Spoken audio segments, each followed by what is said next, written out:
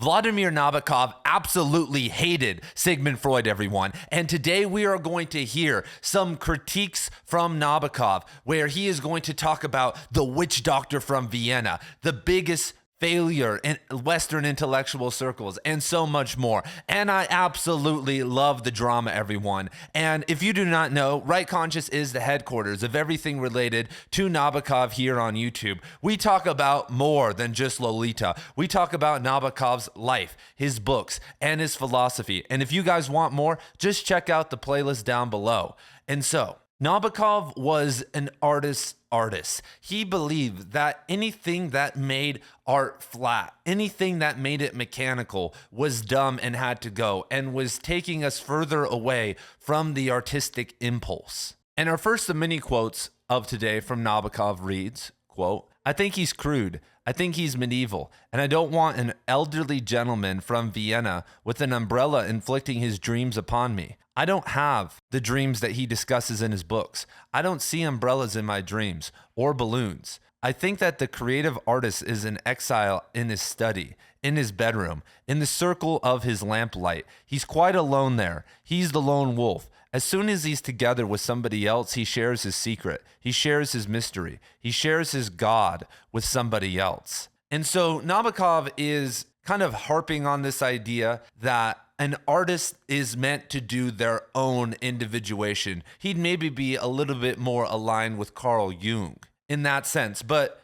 Nabokov here is 100% right, especially when it comes to writing literary fiction, which is the hardest and most complex artistic medium out there, because most of the time you are doing it all alone and you have to progress alone for decades. Many times with absolutely no money coming in or support from anyone. And because a novel is, usually over 100,000 words, the length of it makes it paramount that the author is interesting and can hold the reader's attention. So if I am a visual artist and I'm really good, like one of the best in the world, I may spend, we'll even say months or however long working on a painting. But when someone views it, they don't spend most of the time hours having to break it down. You can look at all the different elements, but it's somewhat easy to bring in, and then you can interpret it, and then that's a whole other story. But with a novel, you have to sustain someone with just ink on a page for hours. And in the case of someone like Tolstoy or David Foster Wallace, it will take someone dozens of hours to read one of their bigger novels. And so because of this, authors must individuate into their own wacky zone. They must become masters of their own universe, because that's the universe they are living in. Something that nobody ever talks about is that when I look at most authors behind me, they wrote basically the same novel 20 times over again. They wrote novels in the same universe. Same with Nabokov. There's some outliers and variations, but most authors that we love and call the best got very good at doing the same thing over and over again. And eventually, near the end of their life, like we could say a Dostoevsky could bring the talent from his youth, his pain from his Siberian exile, the pain of being an addict and losing his wife and his brother, and then finally his kind of Christian mysticism and Orthodox revelation. At the end, it all combined together, and that's when he wrote his best works. He was individuating toward that for decades in his own unique way. And imagine somebody along the way, like Freud, like a psychoanalyst, trying to define that, trying to put their own stamp on that. And of course, that can be very problematic. And if you disagree with Nabokov, I actually have a video where Phillip Roth talks about why all writers need therapy. I'll link that down below, where we kind of get a contrarian or pro-therapy point of view for writers. Nabokov here is also reinforcing this idea that writers have this spirit, this spark, this creative thing that if they let out and let too many people know about, that it will diminish. And I would say that listening to someone like Nabokov when it comes to this is valuable, because he really was an innovator. It's very rare. Only a couple authors every century are true innovators, and Nabokov is in that group. And reinforcing my earlier point, I feel like if you want to tap into that, which is risky, it's actually easier if you want to attain success as a writer to not try to be an innovator and innovate within a certain zone instead of creating a whole new type of writing. or a whole new type of book or framing device. It's a risky thing, and most people that do it fail. And so moving on to the next quote, Freudianism and all it has tainted with its grotesque implications and methods appears to me to be one of the vilest deceits practiced by people on themselves and on others. I reject it utterly, along with a few other medieval items still adored by the ignorant, the conventional, or the very sick. And continuing, one of the greatest pieces of charlatanic and satanic nonsense imposed on the gullible public is the Freudian interpretation of dreams. I take gleeful pleasure every morning in refuting the Viennese quack by recalling and explaining the details of my dreams without using one single reference to sexual symbols or mythical complexes. I urge my potential patients to do likewise. And so Nabokov felt that, and this is somewhat true, that if you are hysterical, if you are having a really hard time, you will turn to anybody for help. This is how cults start. This is how people develop parasocial relationships online. If you are in trouble, then anybody with a direction, an idea, and an interpretation of your life is better than nothing and can help you. And Nabokov believed that we have this ever-growing group of hysterics out there because of modern society that need someone in the world wars and the things that we're experiencing, and they need to find somebody to give them the answers. Because unfortunately, most people are not go-getters. They don't activate themselves and their own soul. Look at the obesity rates. Look how everyone knows that you should be exercising and eating right and keeping a dream journal. Do you have a dream journal? We all know we should be doing that, but we don't do it because it's hard to be an activated individual.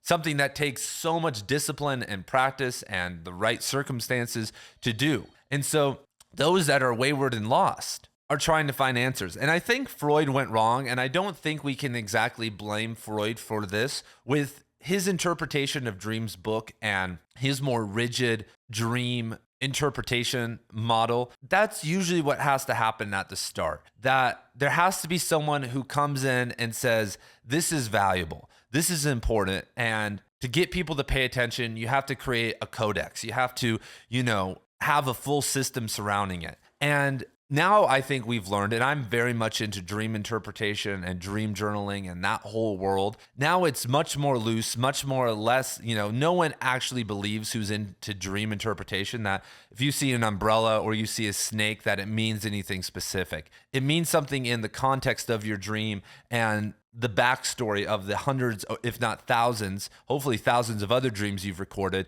and you can kind of place it in there with also the context of your life and also the active imagination or other personal development work you are doing. And so I think stuff like that in dream interpretation in the more modern sense and where we are at now, especially with the more progressive people, could be one of the greatest benefits to an artist ever, because you have an unlimited amount of stories and ideas in those dreams every single night. But of course, with the modern population, if you go look up dream interpretation, people go look, what does the umbrella mean? What does my cat was on the roof? What does that mean? And now that because there's AI, I could literally look up cat on roof, dream interpretation, and it will tell me something. Feels like it's all slipping away. You've lost control. And we also have to keep in mind here that Nabokov is kind of rejecting these mythical complexes and mystical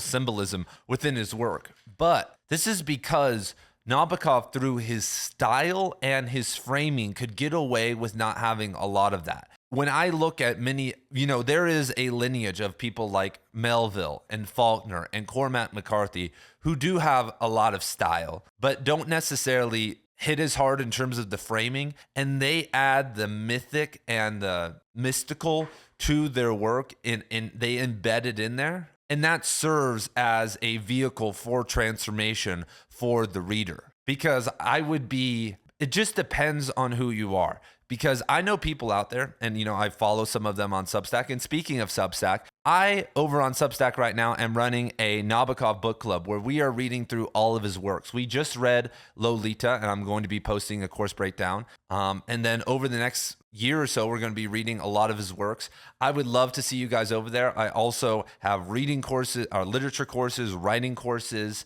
my own writing, a bunch of free content over on Substack, which is where the literary renaissance is happening, everyone. The best readers and the best writers in the world are all on Substack.com. transformative.com. And so I will put a link down in the description below. And so if you want some accountability or some help reading Nabokov and getting into him, I would love to see you guys over there. We are the most active book club in the world. We read anywhere from 6 to 10 novels per month and have book club calls. Anyway, it would be cool to see you guys over there. They're in the last Lolita call, some of the members had some crazy theories that I had never thought of before or seen anywhere online.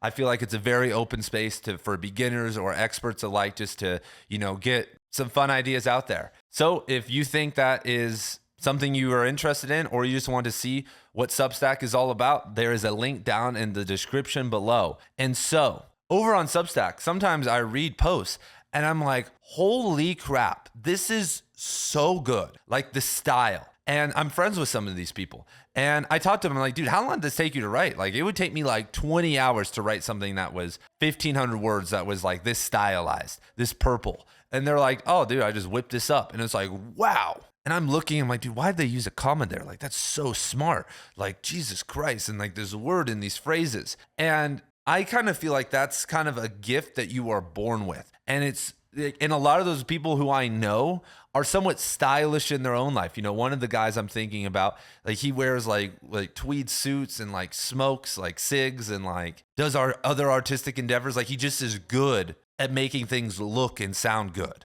But there are other people, and this is more where I kind of fall in on Substack, who are good at having a ton of information. They have all this information. They've done all this research. They know all this. Their mind is kind of schizo, and they more in bed. They've learned that in their fiction, they can't just rant and tell you about the Kabbalist connection to the Sophia line of Gnosticism. So instead, they write a story and embed all of that in there and occult it. They hide it from the eye. And that takes a certain disposition and talent. There are other people who are thinkers and they can create crazy structures and stories. And there is not much mythical embedding or much style, but the way that they write, the frame that they choose is really good. And obviously there's other kind of writing archetypes or like how you can write, but those are like three of the main ones. And most authors are usually really good, masters of one, and then great at another, and then just good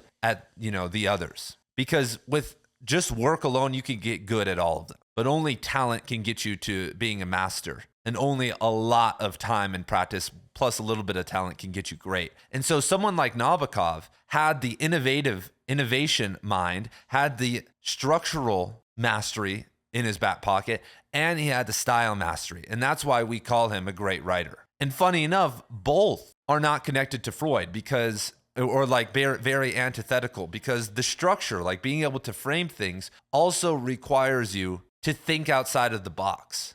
And so now let's talk about Freud's relation to Lolita. And if you guys want a deeper dive on this, I just did an hour book club call with a big group on Lolita that's on the Substack. And I'm also posting this week an hour breakdown of the novel. But in Lolita's foreword, the novel is framed from the perspective of Dr. John Ray Jr., who is the psychoanalytical voice, who sees Humbert's memoir as this psychiatric document. And he's the perfect Freudian archetype. He's rational and respectable and educated. And because he's so interested in the psychology of Humbert and looking at these things, he talks about his intelligence and his charm and how awesome that it is that he's being candid. But in actuality, Ray is minimizing, just as Humbert does with his flowery language, the child rape that is happening within the novel. Ray even talks about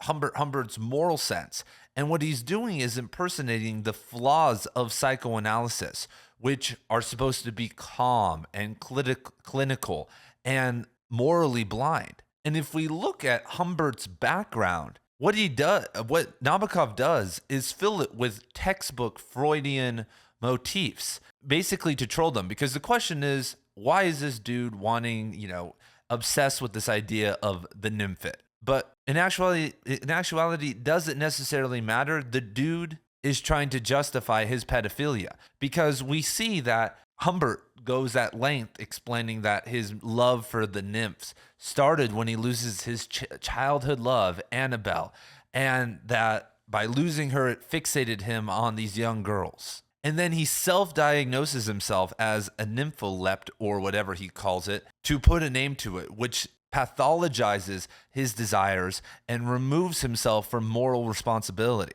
And throughout the text, Humbert is playing with this idea and talking and like basically feeling bad for himself. He's mocking us and telling us, I want you to examine this event, you know, the event where Lolita puts her leg on him on the couch, the Davenport. He tells us you need to examine every little detail of this scene in an analytical way, instead of just thinking, wait, this is a dude who's hanging out with his roommate's daughter and just having this like ecstatic event. And when we look at Freud's methodology, he believed that confession leads to catharsis, that the patient will remember and tell and will be healed, and that the analyst's job is to remain morally neutral, is to be this vessel. But in the story, Dr. Reig is more than intrigued with Humbert. Humbert has a confessional throughout the entire novel, but he's not healed. His whole memoir is an attempt to seduce us with all the flowery language and all the unreliable narration.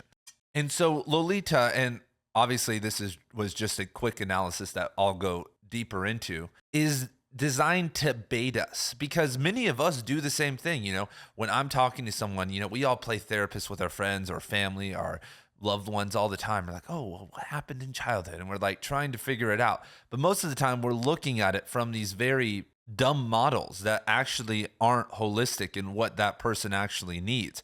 And so he's baiting us who love psychology and love thinking about these things. And then he turns us around and eventually devours us in those moments when we feel the smallest liking of Humbert or whatever, because we're listening to his language. We're like, wow. And we're like interested, like, what's this guy have to say? And so I will save all that for a different video. But Freud's methodologies were not loved by Nabokov. And I hope you guys enjoyed the video. I hope you guys read Nabokov, read Lolita. It isn't a novel about pedophilia exactly. It's really a novel that shows you how people frame their very immoral actions to try to get out of accountability, which is a genius thing to pick, you know, the most terrifying thing, the most immoral thing out there for, you know, to use as a subject for a book. And so thank you guys for being here, and I will see you in the next video.